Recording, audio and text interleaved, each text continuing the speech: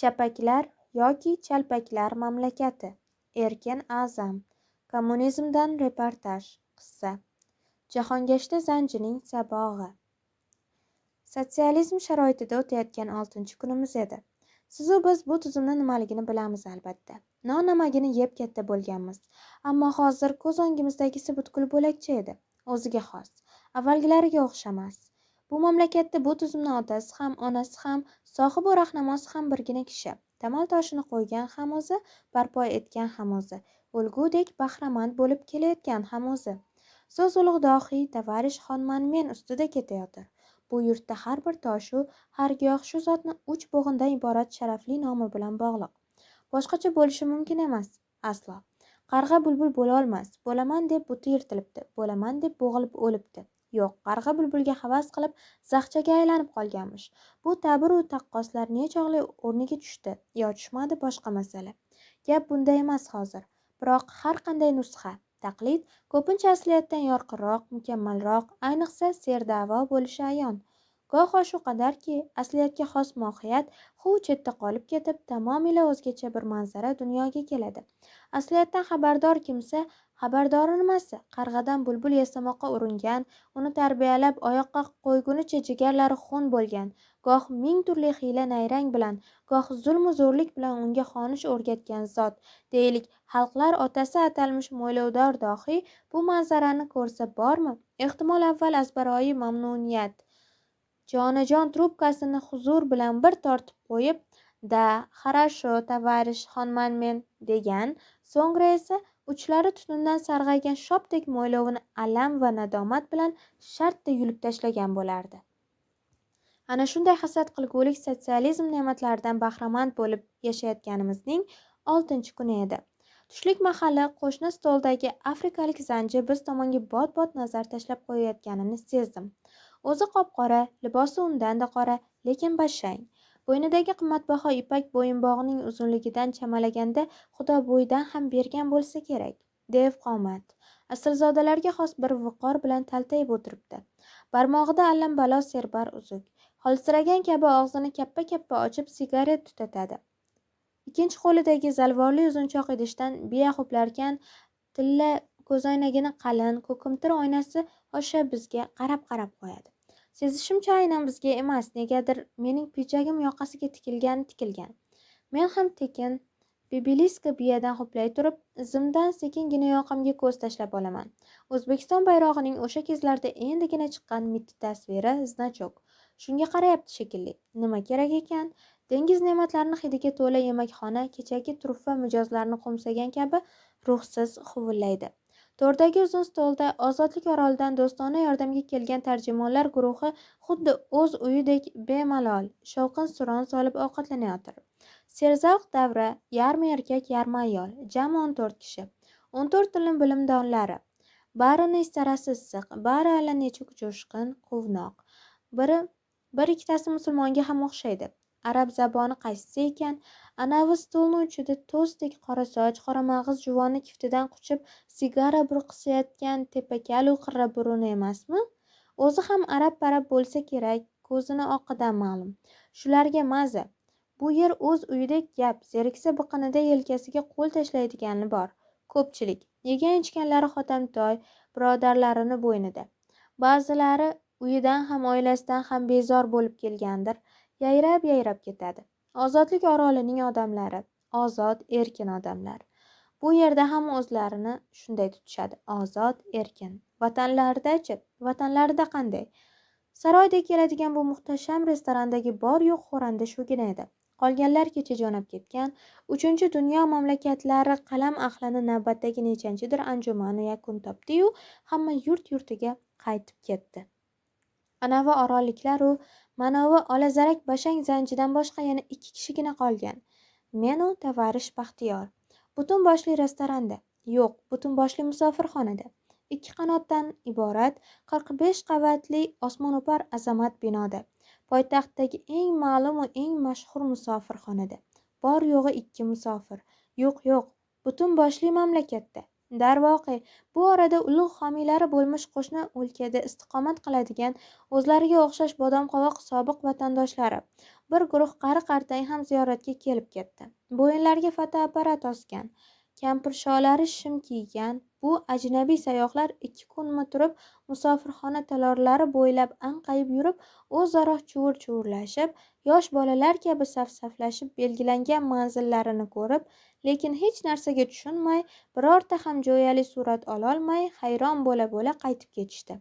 Bu yerda qolgani yana o'zimiz bo'ldik. Menu Tavarish Baxtiyor. 2 musofir. Olis-olislardan kelgan 2 nochor musofir. Butun boshli ulkan musofirxonada. Yo'q, butun boshli chapaklar mamlakatida. Sababi ne buni ayting, Tavarish Muxtor vakil. Masalaga siyosiy tus berib vahima qilmang, Tavarish Erkin aka.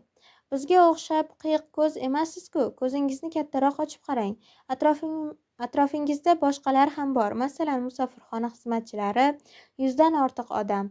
Bari siz aziz mehmonni xizmatida bilib qo'ying. Anjuman tugab ahli mehmon jo'nab ketganidan beri ahvol shu. Kunda 3 mahal tamaddi qilgani shu yerga kiramiz. Yeydigan taomimiz bir xil. Aniqrog'i lug'at boyligimizga yarasha. Ya'ni dengiz ne'matlari: baliq, baliq va yana baliq. Qovurilgan, qaynatilgan, bug'langan, bijg'itilgan va hokazo. Lekin bari baliq. Goho qisqichbaqa yu chuvalchanglar ham aralashib turadi. Iloj qancha? Dengiz ne'mati. Chuchvaraning xomini ham, pishganini ham uyingizda yeysiz. Buyurtmani Tavarish Baxtiyor beradi. Men unga umid bilan tikilaman. Yosh o'rischa o'qigan, inglizchani ham bilsa kerak. U kelganimizdan beri allaqanday lug'atni yonidan qo'ymaydi. Biroq ovqat mahali bor bilimi esidan chiqib ketadimi? Nuqul fish baliq, chicken qovurma jo'ja go'shti, tea choy yoki biya pivo. Ko'r bo'llaring, yashasin ikkinchi ona tilimiz, o'ris tili. Har gal yemakxonaga kirayotganimizda 2 bukilib ta'zim bilan jilmaygancha Saida kutib oladi. Qo'lidagi barkashchada bug'i chiqib turgan nam sochiqchalar. Taom oldidan qo'llarimizni pokizalab olishimiz lozim. Durust, o'zimizdagidek. So'ng yana bir tizza bukib ichkariga ishora qiladi. Dasturxonga marhamat etsinlar. Bunisi ham tuzuk. Ovqat mahali ham eshik oldida qaqqayib xo'randalarni imosiga mahtal holda turadi. Barakalla. Biz u bilan allanechuk qadrdon bo'lib qolganmiz. Birinchi kundanoq. Unga ko'zim tushganda men odatimcha xuddi yosh bolani kuldirmoqchidek jo'rttaga aftimni burishtiraman. Saida bunga javoban shunday yoqimli jilmayadiki, yashang yo'ldosh aka, koinot kemalari bahona bir g'ayrat qilib shu yoqlarda ham kelib ketgan ekansizda. Saida qo'shnim yo'ldosh akaning qizi, juda serg'ayrat, o'g'il bolaga o'xshagan qiz. Maktabda katta o'g'lim bilan birga o'qigan. Yili ot. Kayfiyatim qanday bo'lmasin, ko'cha-ko'yda uni ko'rsam, dilim o'z-o'zidan yorishib, aftimni boyagidek burishtirib go'yo mayna qilgan bo'laman. U ham xuddi shunday javob qilib jilmayadi. Otasi bilan tengdosh, xiyla qadrdon edik. Bir-birimizni aka-akalab izzat qilardik. Juda uddaburon, yovqur yigit edi, rahmatli. Hovlidagi barcha yumush yurishlarni boshida turardi. To'satdan qoni aynib, devdek yigit mushtdek bo'lib qoldi. 1 yilga yetar-yetmas olamdan o'tdi. Koinot kemalari uchiriladigan joylarda xizmat qilgan ekan boyaqish. Xo'sh, Saida qanday kelib qoldi bu yoqlarga? Yo bu Saida u yoqlarga borib qolganmikin?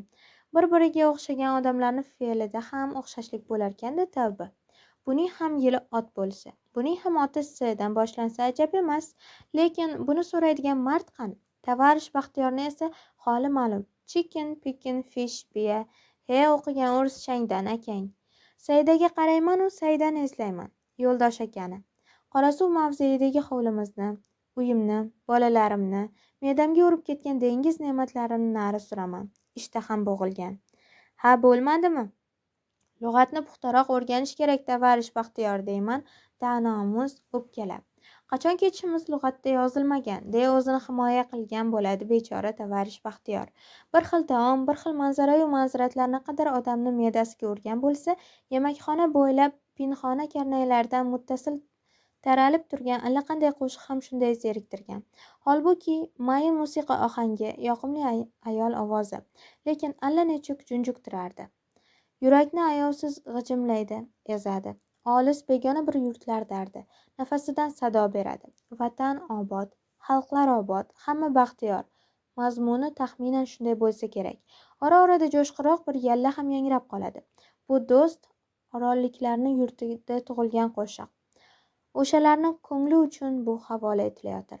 Yangi dunyo epkinlarida bir qadar hamnafs, shodmon, beg'amroq bu qo'shiqqa serzavq davri baravar jo'r bo'lib, yemakxonani yallaxonaga aylantirib yuboradi. Andakkina rasmiyatdan chiqilsa, zir titrab qoladigan mezbonlarga orollik birodarlarning bu kabi erkaliklari uncha malol kelmaydi shekilli, beozor iljayib ta'zim qilib turishaveradi. Tolorni eng ko'rkam, eng ko'rinarli joyida shunday farovon, shunday baxtiyor vatanni ijodkorlari bo'lmish olishon aka-ukani hashamatli portretlari yonma-yon turibdi. Hamma yoqda shu tartib. Ulug'dohiy chap tomonda, uning jigari, izdosh g'oyadoshi, barcha lavozimlardagi o'rinbosari, sevimli rahbar men xonman o'ng tomonda. Aka harbiy Frenchda, uka zamonaviy kiyim-boshda, tarixiy xizmatlariga qarabda, aka vatan ozodligi yo'lida qon kechgan, kurashgan, uka tinch qurilish yillarida rahbarlik qilmoqda. Uni sevimli rahbar deb ataydilar. U yoshlarga, ayniqsa qizlarga sevimli. Ularga sochini kalta qilib qirqishga ruxsatni shu berganda, inqilobiy kurashlarda toblanib, hamon daqqa qarashlar quli bo'lib kelayotgan akasini ham shu ko'ndirgan. Keling jigar, shu qurg'urlar sochini kessa keya qolsin. Bitta yarmining uzunroq kokili oyoq-poyog'iga o'ralashib, yangi jamiyat qurishimizga xalal bermasin. Xullas, yoshlarning hali undan umidi zo'r. Bir mahal qora quyundek bir balo boshimga bostirib kelib, yoqamga yopishdi. Boyagi zanji. Rosa mashqini ko'rgan ekanman, bir hamla bilan ko'kragimdagi O'zbekiston ramzi tushirilgan nishonni yulib oldi. Bu hol shu qadar kutilmaganda, shu qadar betakalluflik bilan sodir etildiki, hangu-mang bo'lib qoldi. Zanji bizga mutlaqo beparvo, qo'ldagi nishonni harislik bilan aylantirib ko'zdan kechirarkan, inglizchalabmi nimadir dedi. Tavarish Baxtiyorga qaradim. U yelka qisdi. Fish, chicken, picken, vassalom. Betakalluf mehmonimiz bizni soqovligimizdan taajjublanib, boshqa bir tilga o'tdi. Fransuzcha, ispancha, qo'yib bersa jahondagi barcha zabonda chuldirab chiquvdek, shugina bilgan narsani biz bilmasak-ya. G'alati odat. Biror ajnabiy bilan so'zlashganda odam negadir o'zi bilgan til, deylik, o'ris tilida javob qaytaradi. Bu ham mayli. Xuddi suhbatdoshingiz kardek birdan baqirib, gap uqtira boshlaysiz. Go'yo u tilingizni biladi-yu, lekin qulog'i og'irroq. Go'yo shunday qilinsa, u tilni bilsa-bilmasa tushunadigandek. Yashasin ikkinchi ona tilimiz. O'lgur Zanji bu tildan ham xabardor ekan. To'g'riyam toqqa sudrabroq gapirar ekan-u, lekin mayli-da. Tambovmi, Saratovdami o'qigan emish. Yotoqxonaga qo'shni sut mahsulotlari kombinati yoki to'qimachilik fabrikasining sho'x shaddod qizlari bu tur ajnabiylarga o'chroq. Umuman, ular boshqa tillardan dars bermoqqa ham usta bo'ladi. O'zbekistondan ekanimizni eshitgach, Zanji ko'zi chaqnab xitob qildi. "O, Toshkent, bo'lganman.